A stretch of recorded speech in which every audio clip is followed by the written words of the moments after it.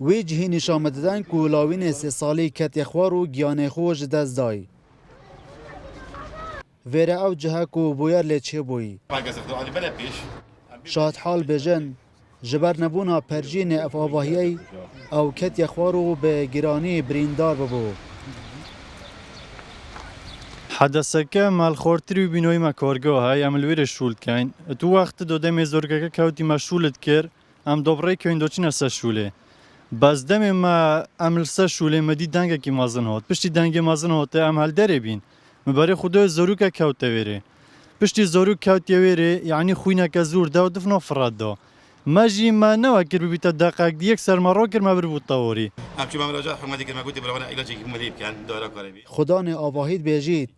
چند جار آن بی هوار خو گهاندی ریببرین حکومی. دا کو چاره سریا و آرشه بکن. او رودان دلتزین لیچنه بن. اول چند نفر هاتونو که کارب بگیرید. دست بگی کاری منیگرده پیشین یا پس ما یکی میگرد نوکه او کار هولاتی و دیگه دوشینگی کسی را کاری بگیرده زخت عالی پیوا مقصد ما او برا بس کاری ببینه پیش ما چی کیش نه. پشتی که اول مرد امری خودی که عائلت که ناترسن. طبعا هنوکه نیک چول هنوکه چول کرد نوکه چول کرد حقه ولی البک زخت عالی. ایواری روزا یکشنبی لاوین گهدار به گرانی دیگهین نخوشخانه هواراتنا آکره.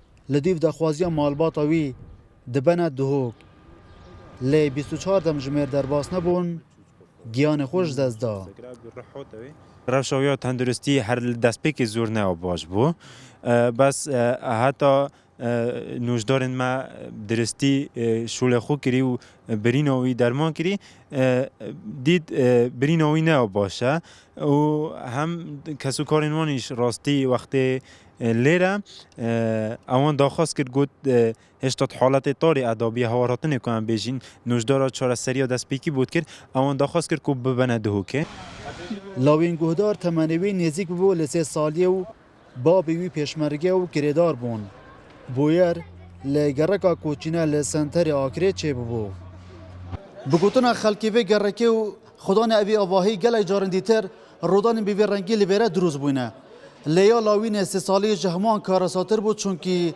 بو اگر کو جبر کتنا خواروی لوی آواهی گیان خوش دست بدد دلبرین غازی کرسات نیوز آکره